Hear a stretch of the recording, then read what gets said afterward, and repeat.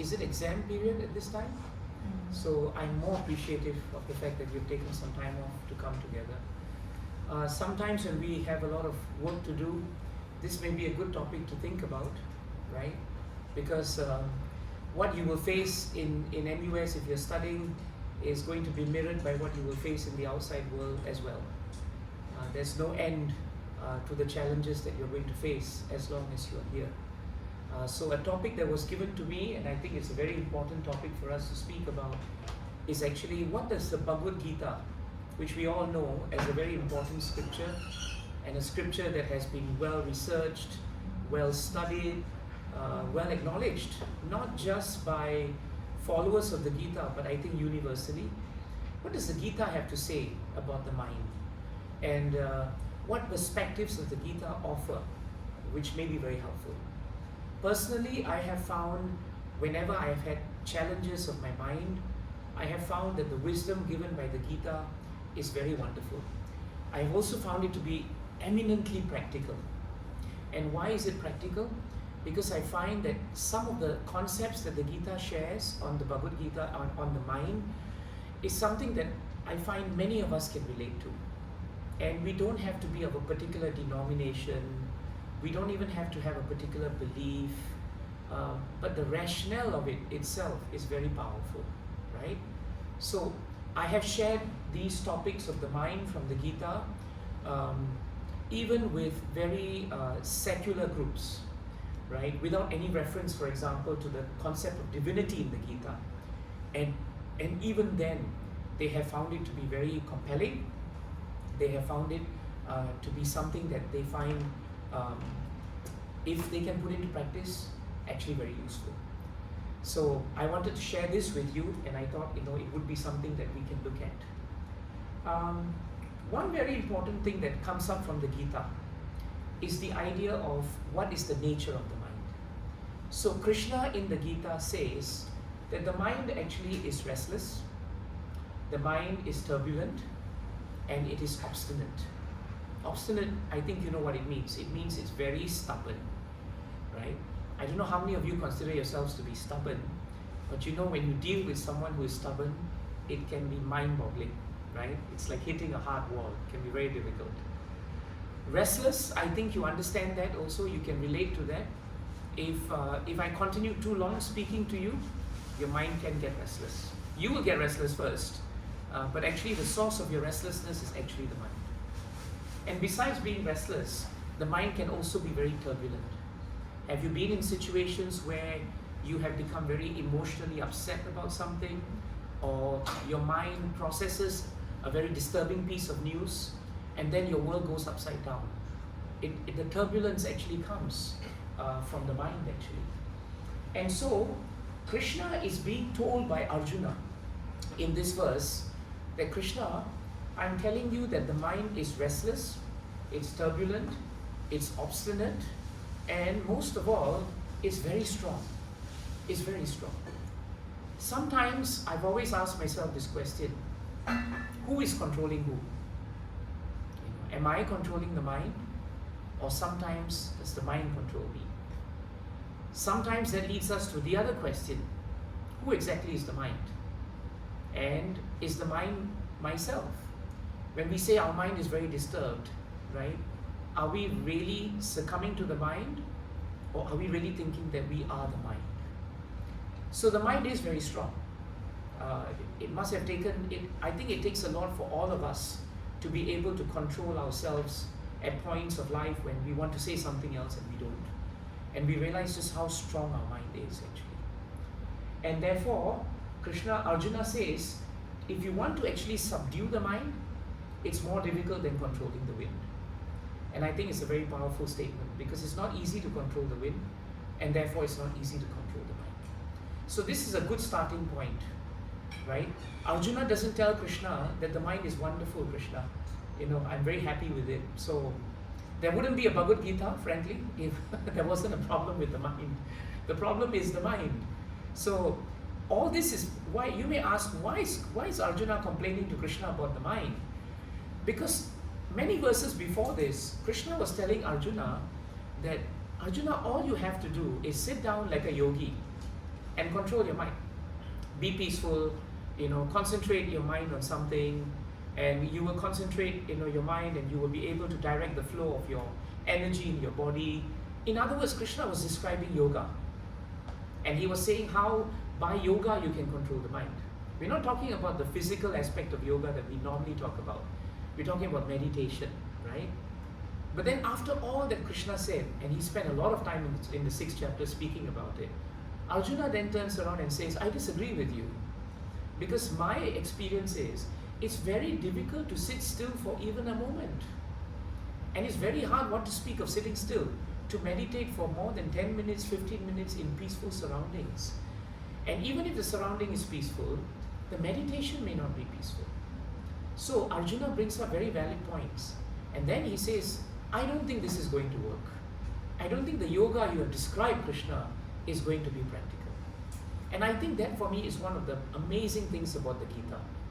That Arjuna could actually really open his heart and tell Krishna, this is not my experience. And then Krishna goes on to speak about what should be his experience, right? Very seldom you have living documents which are considered scriptures that actually give you that kind of robust exchange, something that we are used to if we have come through a faculty, for example, or education. But that's what Arjuna was asking, which then tells us one important point. Krishna then goes on to describe what the mind actually does. The mind is actually what we call as the one central sense. It's like the storehouse. And if you think very carefully, you see even words like think, right, are all arising from the mind. It's very all-pervasive. Our senses, what do they do? The Bhagavad Gita says our senses gather information. And when they gather information, they actually send it to the mind.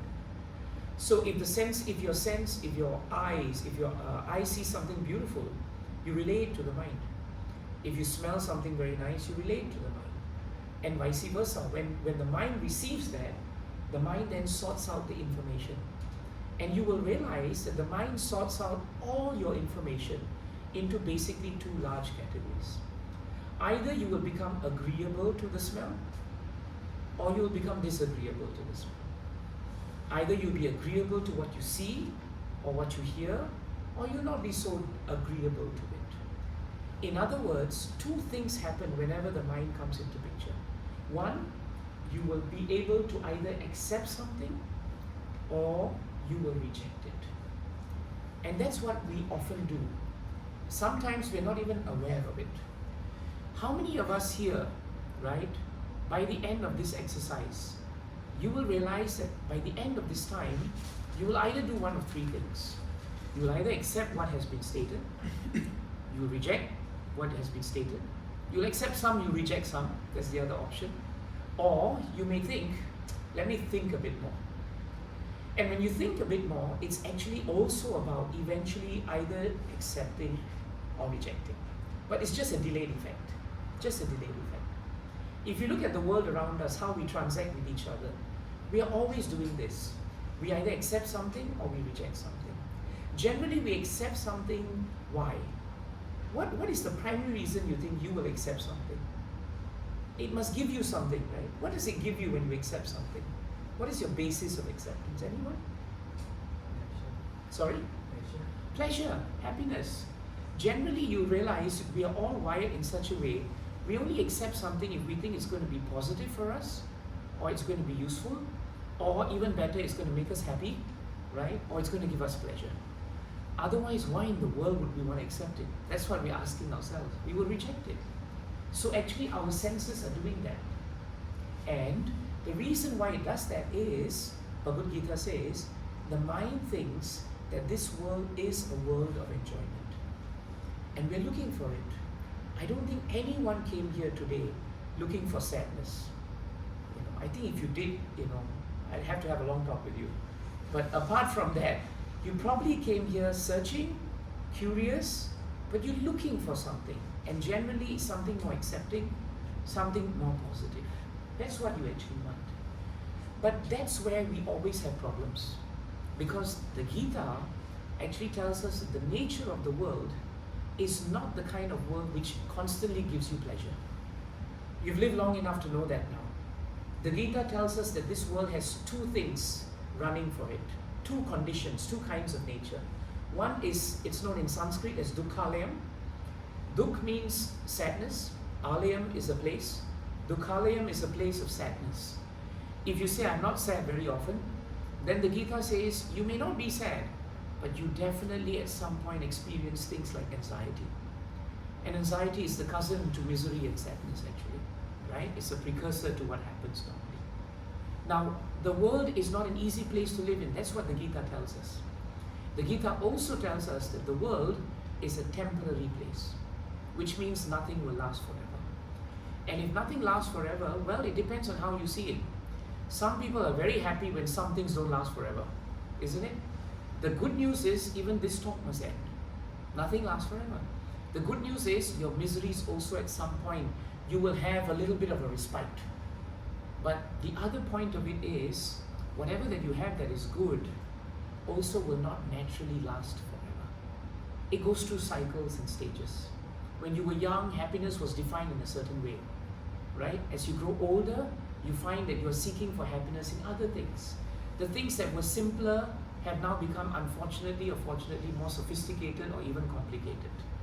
So therefore, this world is an unpredictable mix of what we call pleasant and unpleasant circumstances.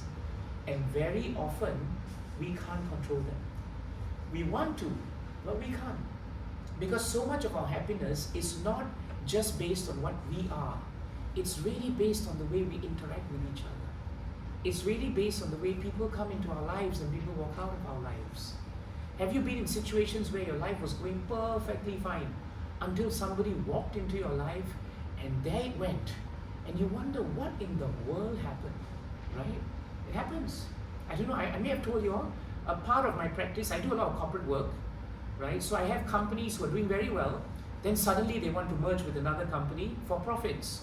And then they regret, oh my God, you know, the company culture is so different from ours, now we can't sleep. I also do family law. And I have people who have been single for a long time. And all their friends are getting married and they think, okay, maybe it's time to tie the knot. They all look so happy. And then they tie the knot. And then 1-2 years later, they think, what have I done? I was just perfectly fine until he or she came into my life. It's an unpleasant mix, right? It's not easy. So we have a dichotomy. The mind wants pleasure. And the mind wants to run after these things by accepting and rejecting. Unfortunately, we live in an environment which is not very useful. The climate is harsh for breathing, so to speak. And that's where the mind gets into trouble. You see the point? So if you allow the mind to decide on life based purely on what makes me happy and what doesn't make me happy, it will work for a while. But the happiness that you get from the world is temporary. So whatever you latch on to with your mind is also temporary. You see the logic of it, right? So that's why the Gita keeps repeating that point. If you want happiness, there must be sadness. If you want something that you accept, you must be prepared to reject something else. That's the nature of the world. This is a verse from the Gita that explains what I just said. Krishna says very nicely to Arjuna, the living entities in this conditioned world.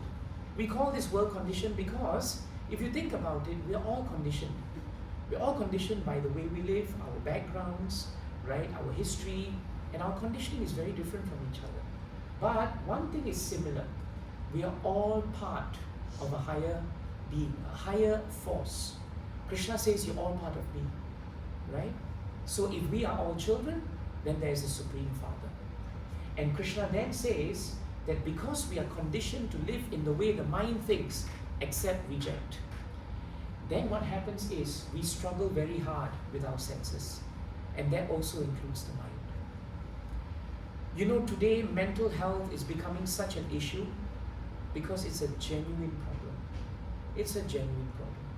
As lawyers, we are doing more mental capacity applications in the courts than we ever have before. We are doing it for young people who have been adjudged to be incapable of handling their mental affairs because of trauma, because of depression, because of the inability to cope with the challenges of the world. This is what the Gita is speaking about. it is a struggle.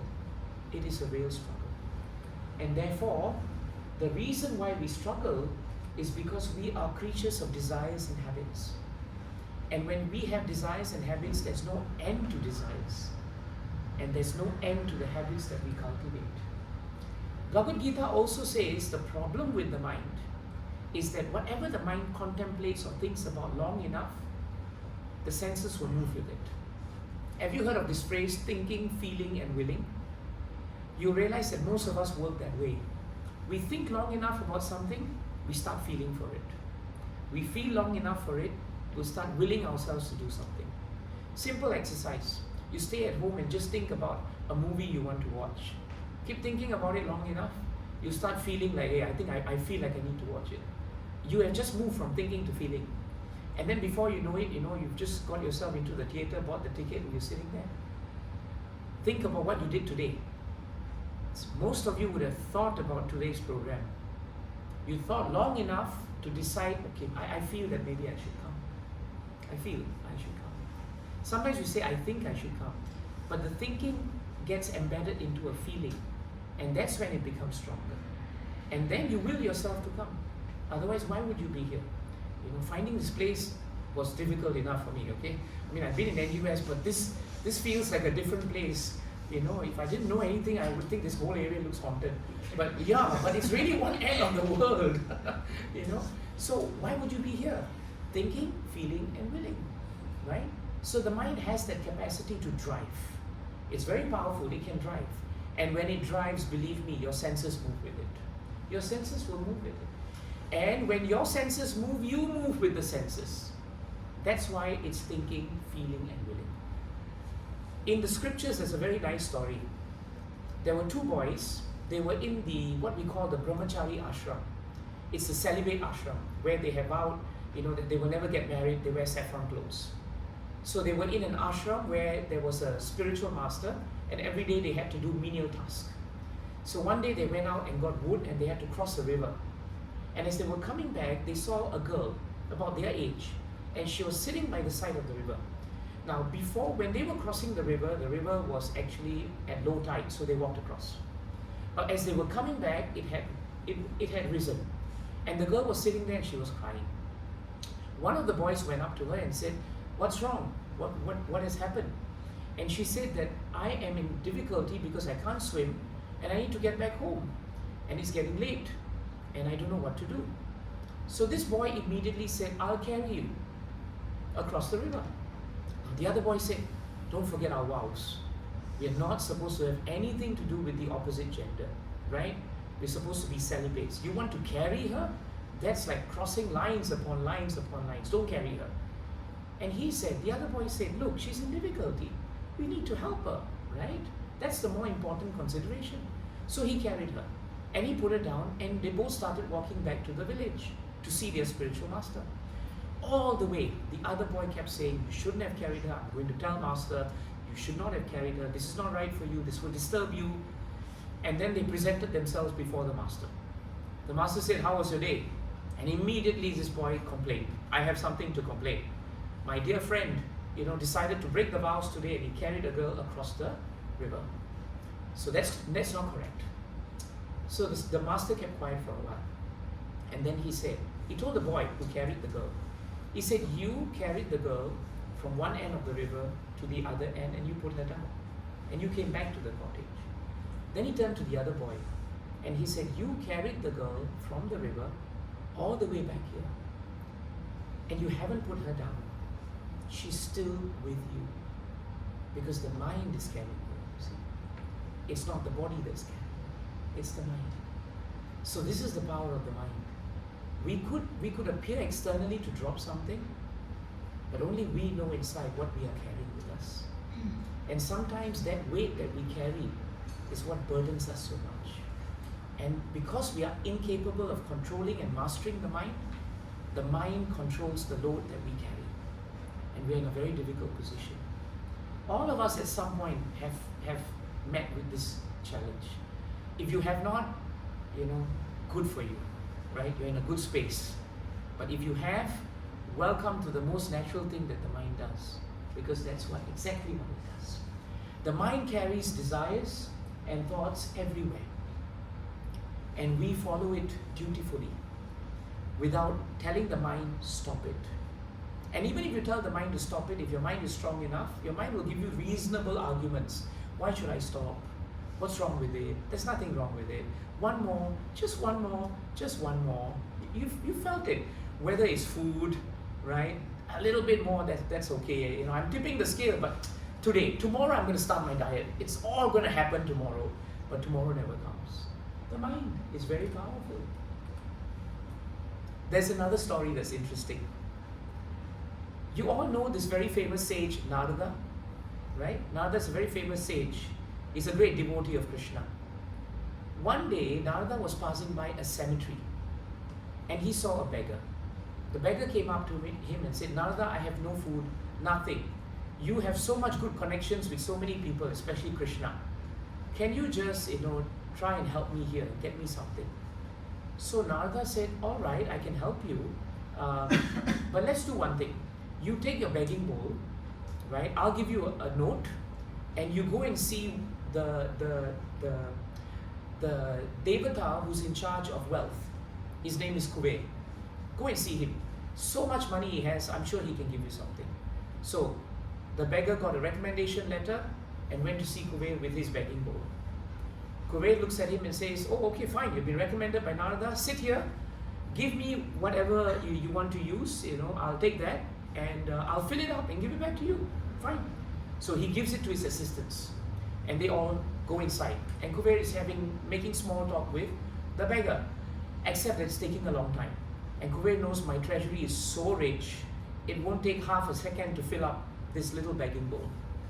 And then he calls his assistants to come back. And they come back and he says, what happened?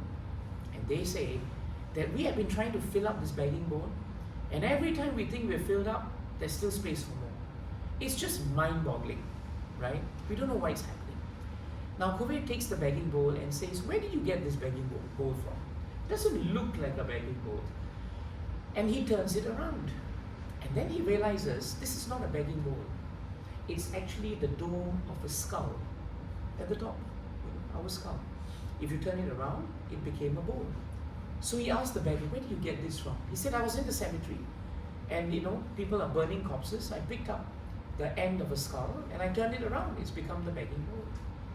And then Kuber said, this begging bowl is a skull. It's had so much association with the mind that even in the form of a begging bowl, nothing is ever enough for it. Nothing is ever enough. So if you associate very closely with your mind, nothing is ever enough. It can be very difficult to say stop. Very difficult. So that's why there's a very interesting story. There's no limit to our desires if we don't control them. And when we try to attempt to fulfill them, what happens to us? Happiness is there, but temporary, because we will become frustrated. So we have temporary happiness and we have permanent frustration, which is a big problem actually. So the Gita goes on now to say, and these are two verses I want you to keep in mind. Krishna tells Arjuna, one must deliver himself with the help of his mind and not degrade himself. So this is a bit different from what we've been saying. All this time we've made it appear as if these are what we call toxic. You keep thinking you'll get some happiness from that person, but it is an obsession you can't let go. There are people who are addicted to many things. Addiction just doesn't mean drugs. You can be scrolling and scrolling the internet all day, looking for something that you think is right.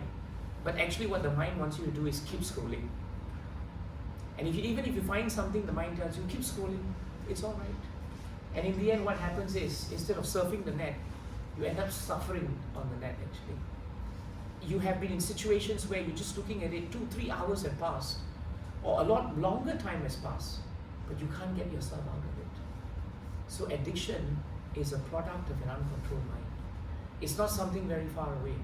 Sometimes we're addicted to habits we can't give up, and those habits actually drag us back.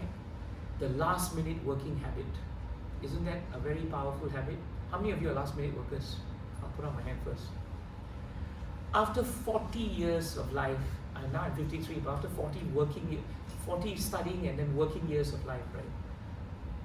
I still struggle with the last minute habit because it's an addiction. The mind tells you, don't worry, you perform very well last minute, right? So don't worry. Before that, no pressure, can't perform. But at the end of the day, the kind of pressure you're under, it's just not worth it. And then you tell yourself, this is the last time, it'll never happen again. Next week, back to square one. This is the addiction of the mind. The other thing that's also very dangerous for us, imagination, is that sometimes we imagine other people are happier than us. We always look at the next person and say, they're having a better deal. They got a car last week, haven't got a car here. They just upgraded, what's wrong with us? You know, they're always smiling. And you see, social media doesn't help also. Social media shows you influencers who are living the life, you know. You know, when my children get on it and they tell me, oh, you know, I can make fast money and just do this, do that, I feel like dragging them back to reality and telling them that the reality is very different. But we live in a world of imagination, and the imagination seeps into relationships also. That's why the key to successful living, especially in relationships, is not finding the right partner, whether it's marriage, it's friends. No, it's about becoming the right partner. Ownership. You become the right person.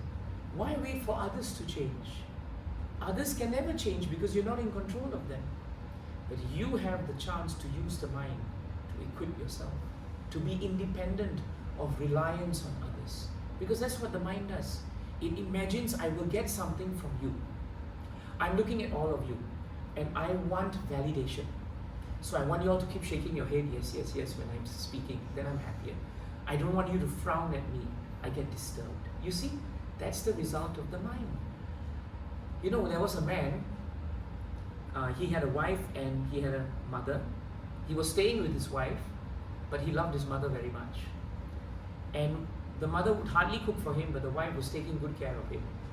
One day the wife cooked a nice meal and she asked him a question. She said, if I was drowning in the middle of an open ocean, and your mother was also drowning in the ocean, you were on a boat, and you were the only one who can swim, who are you going to save? That's a killer question, okay? No man wants to be caught in that position, but she asked him that question. So he was very cool, and he answered very well. He said, of course I'll save my mother. She was very upset. All these years of serving you, you know, and this is what you do. And she said, why? And he gave an even more infuriating answer. He said, mother is only once, but wives I can have many times. She was very upset. So next day she went to meet her colleague and she told, look at this rascal husband of mine. What a useless fella.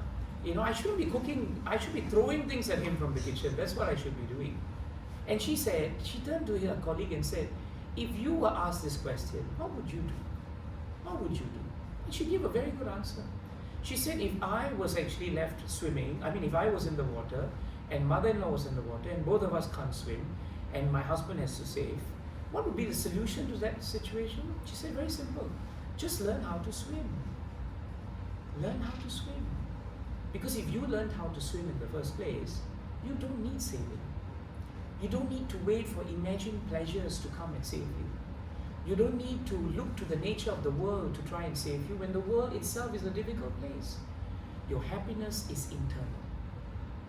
That is what the Gita is speaking about. The spiritual reality that I spoke to you about is the only reality the Gita says that will connect you with internal happiness.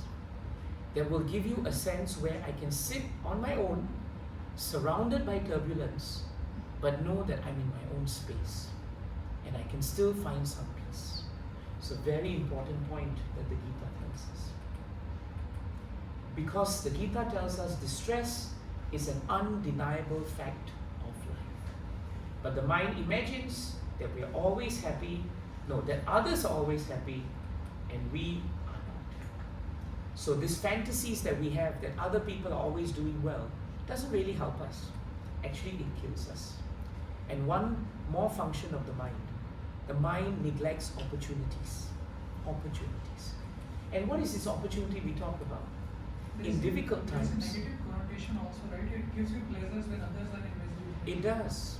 So what happens is when the mind neglects opportunities, what it means is that when there is when there is an opportunity for you to find something good, the mind's tendency is to neglect it. In adversity, we often grow well, but the mind will tell you no, it's making you weaker. Sometimes in a position of difficulty, we think that everything is lost, but the mind doesn't want to work harder at it because by nature it's lazy, and it says forget it, let's just drop it, let's just leave it. And that's how we give up. We give up opportunities to actually become better. And what happens is, instead of growing, we actually fall back. We become mediocre. Arjuna wanted to drop everything and go to the cave and become a sadhu.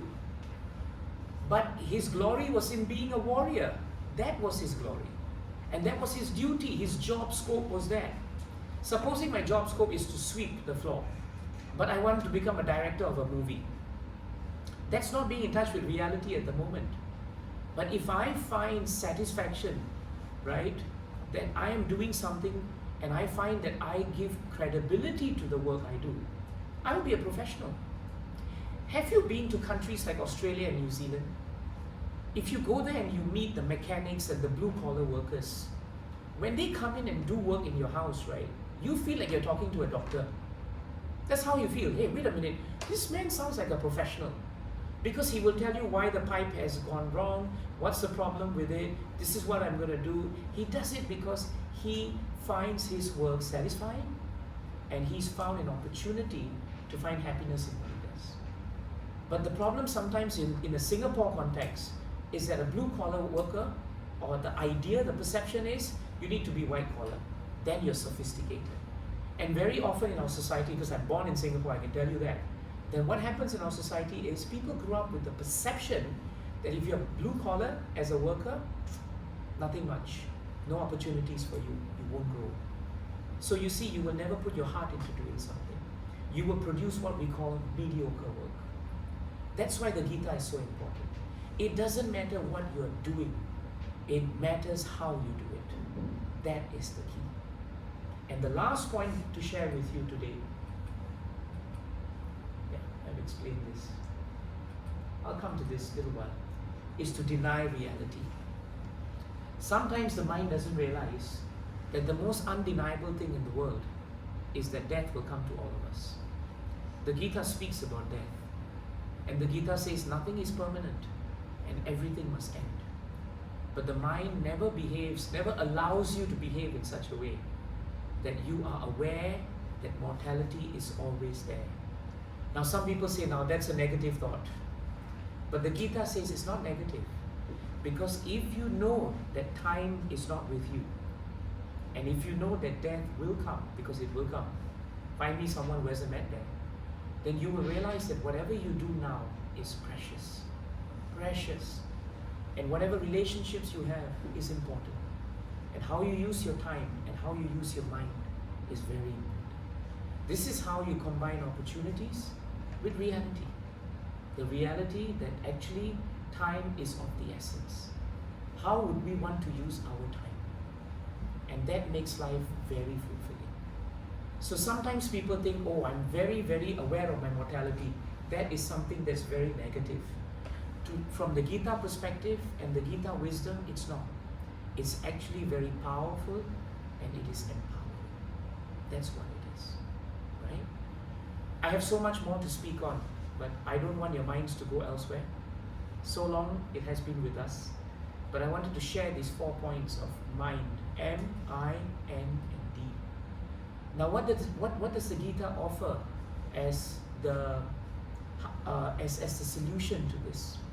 Krishna says in the Gita, the mind is turbulent, but you can control it. He uses only 2 words. You can control it by practice, and you can control it by detachment. Detachment, how to become detached?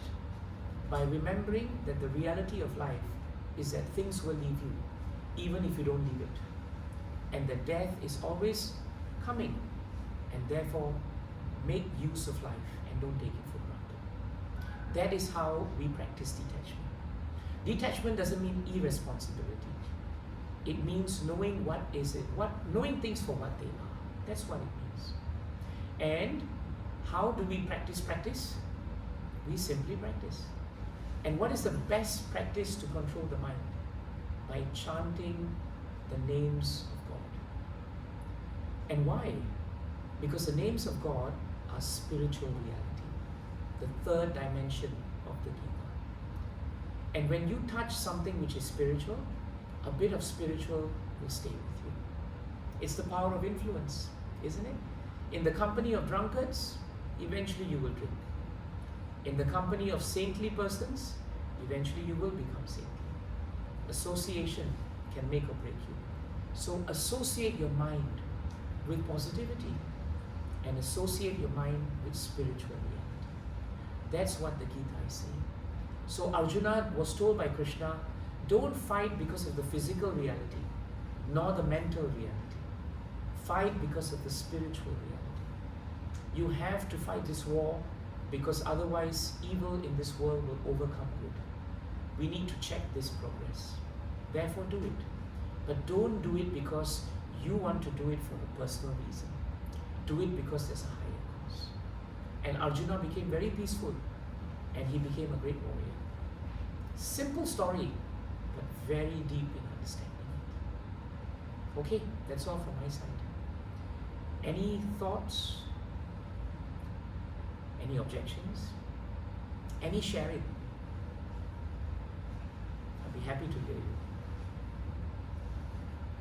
I think the distress and the things that you mentioned is also because of the attachment to the things that if you are not binded to anything, then it will not give you a distress also. Definitely. Definitely. And the creation of attachment comes from the mind. The mind attaches, detaches, accept, reject, like, dislike. That's how the mind works. The mind in that sense is very, very, very definitive. You will get an opinion from the mind very quickly. Sometimes the mind is not sure what it has to do. That's the time the Gita says, use your intelligence to control your mind. Intelligence and the mind are two different things. The mind moves with the senses, but your intelligence has the ability to discern what is right and what is wrong.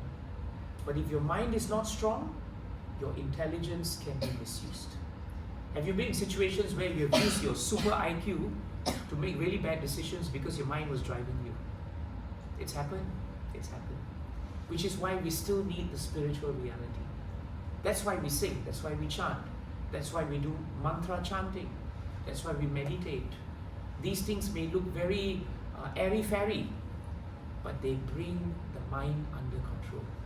Man means mind, and tra means to deliver, to rest. So a mantra is a vibration that allows the mind a resting place. And there the mind becomes more embedded in spirit and less embedded in matter. Okay? Thank you very much for your time. I really appreciate that you managed to come and join us here in the middle of nowhere. But still, thank you very much. If I can be of service to you, yes, you have a question. So, when we are talking about mind and the intelligence, sometimes it happens that, like by the gut feeling or by the experience, we feel that with this person there is some negativity. Yes. But it happens that the situation we thought that we should speak. Yes. But with the time it happens, the situation start worsening. We still know that we should not speak. But suddenly, the situation comes and the whole emotions, intelligence, everything that is was lost. taught, yeah, it just comes out. And in just a second of time, you just speak everything which you should not. Yes. And everything comes to an end. Yeah. So, I'm just trying to understand, we know everything that this is right, this is wrong, everything. But why does this happen? Like that 5 seconds or 10 seconds, why we are not able to still control that moment? Very good point. Because the control that we have is not anchored to something spiritual. It is something we are sincerely trying. It's like two people trying to hold a fort. They're trying, but they are not equipped to hold it. So if there's no spiritual dimension, the mind will be able to hold only so long. And at a point when it cannot control, you will snap.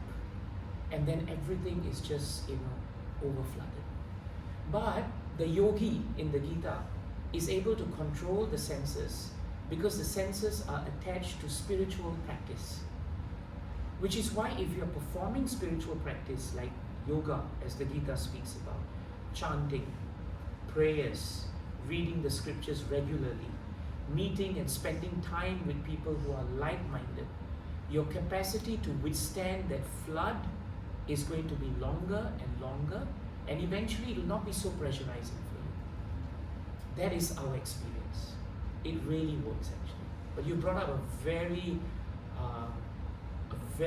realistic situation, because very often that is the case. Is that helpful? Yeah. It is? Good. Yes? What is the difference between me and mind? What is the difference between me and mine? As in M-I-N-E or M-I-N-D? M-I-N-D. M-I-N-D. Good point. I think I started the session today by asking, when we say, I need to control my mind, it already suggests actually that the mind and my or me are two different entities. When you say I, actually what you actually mean is the spirit soul. That's who you're referring to. But we just don't realize that. So, but then we also realize instinctively that we are not the mind. We will never, I think we'll find it quite insulting if someone says you are the mind. I will say, no, I can control the mind. I can control my intelligence. We'll find it quite insulting. Because actually all scriptures agree that actually it is the soul that pervades the body, the soul that gives consciousness. The mind is one organ in this body. It is subtle, it can't see, but it's powerful. But if your soul is weak because there's no connection to spiritual reality, then the mind becomes very strong. And it has what we call a strong mental reality. A mental reality. Is that helpful? Good question. So maybe that's a good way to end today. Who am I? Am I the mind or am I something? I can share the slides with you all. I'll pass it to Bala, right? There's much more. And my slides are normally quite comprehensive, so even if I don't speak on it, you can follow, you can go with the flow, and maybe it'll be helpful for you. Okay? Yes? A very nice example of that entity, that bowl. Yes. The skull. So that one, like we have our desires. Sometimes we are not something very badly, and how do we control that? Very good point. How do we control that? We control that by understanding there are two different things. One, we all sometimes want what we call wants. But we don't realize that wants can never be actually, it's very difficult to satisfy wants. But what we need is actually needs. If we start understanding that, what is it I want? Is it a need or is it a want? You start your journey. If I want something very badly, I need a toy, right? I don't know how you were when I was young, right? I loved Star Wars. So every time there was a new Star Wars action figure, I would tell my mother, this is the last one. After this, no more, promise you. And the next one, something will come out. And I'll say, this is the last of the last of the last. It was a want. But today when I look back at it, it gave me a lot of headache because I had to negotiate with myself, negotiate with my mother, pray that I'll get it, And then after I got it, I wasn't happy, I wanted more. That's a want. But a need is different. A need is when you get something and you realize it's necessary, it's valuable, and it enhances and empowers you. That's a need. So if your mind is trained to understand what is a need from a want, it will help you a lot. It will help you a lot. Like today, you all have attended this gathering together. We're all together. Is this a need on your part, or was it a want? Wants can be transformed into needs. If you think it's valuable and it's not going to disturb you, and it stops there, it's a need, right? But wants, very difficult to control. Very difficult. It's like a playful child that wants everything. Ice cream every day, kind of thing. Okay? Okay, I've taken up too much time. What do we do now? We'll do 10 minutes later. Sure, I'm happy to do that. Are you all okay? Are you all disturbed if I do 10 minutes of chanting? Is your mind alright? Yeah?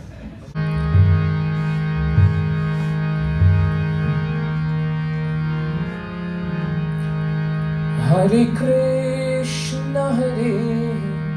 Krishna, Krishna Krishna Hare Hare, Hare Rama Hare Rama, Rama Rama Hare Hare, Hare Krishna Krishna Krishna Krishna Hare Hare,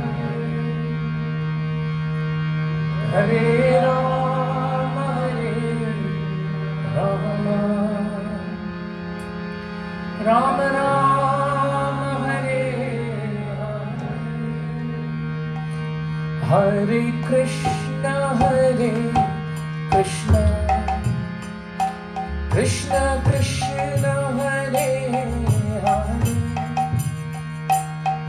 Hare Rama Rama Rama Hare Hare, Hare Krishna Krishna Krishna Krishna Hare Hare, Hare Rama Rama Rama Hare Hare, Hare Krishna Krishna Krishna Krishna Hare Hare, Hare Rama Rama Rama Hare Hare, Hare Krishna Krishna Krishna Hare Hare, Hare Rama Rama Rama Hare Hare, Hare Krishna Krishna Krishna Hare Hare, Hare Rama Rama Rama Hare Hare, Hare Krishna Krishna Krishna Hare Hare, Hare Rama Rama Hare Hare, Hare Krishna Krishna Krishna Hare Hare, Hare Rama Rama Rama Hare Hare, Hare Krishna Krishna Krishna Hare Hare, Hare Rama Rama Rama Hare Hare, Hare Krishna Krishna Krishna Hare Hare, Hare Rama Rama Rama Hare Hare, Hare Krishna Krishna Krishna Hare Hare, Hare Rama Rama Rama Hare Hare, Hare Krishna Krishna Krishna Hare Hare, Hare Rama Rama Rama Hare Hare, Hare Krishna Krishna Krishna Hare Hare, Hare Rama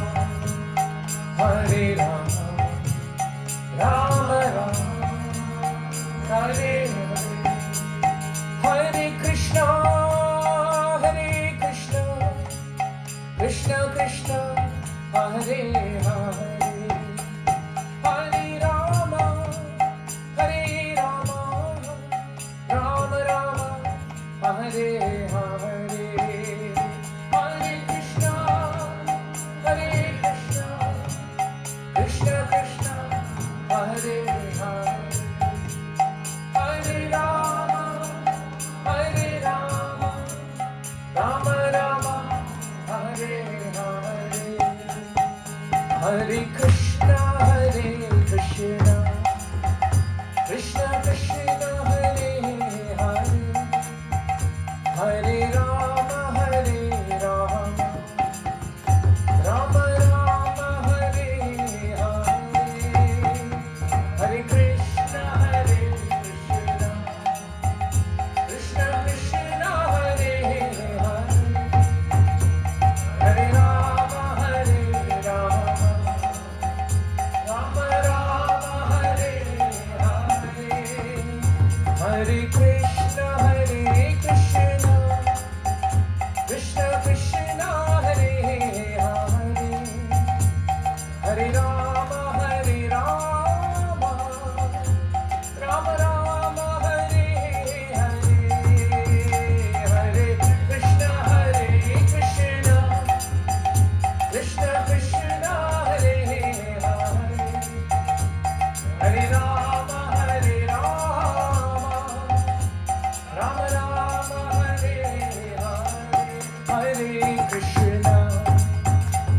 Krishna Krishna Krishna, Hare Hare, Hare Rama, Rama Rama, Hare Hare, Hare Krishna, Krishna Krishna, Hare Hare, Hare Rama, Rama Rama, Hare Hare, Hare Krishna, Krishna Krishna, Hare Hare, Hare Rama, Rama Rama, Hare Krishna, Krishna Krishna, Hare Hare, Hare Rama, Rama Rama, Hare Hare, Hare Krishna, Krishna Krishna, Hare Hare, Hare Rama, Rama Rama, Hare Krishna,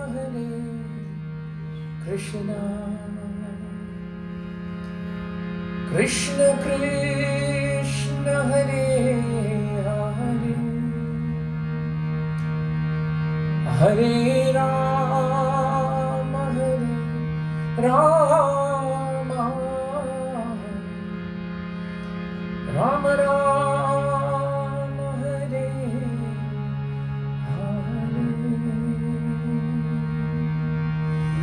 Hare Hare, Hare Krishna, Krishna Krishna Krishna, Hare Hare,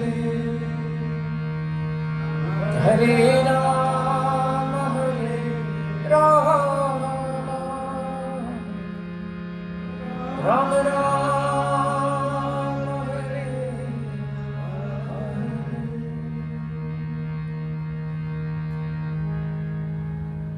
Practice, practice, practice. Detachment, detachment, detachment. Thank you. Thank you very much. Thank you very much.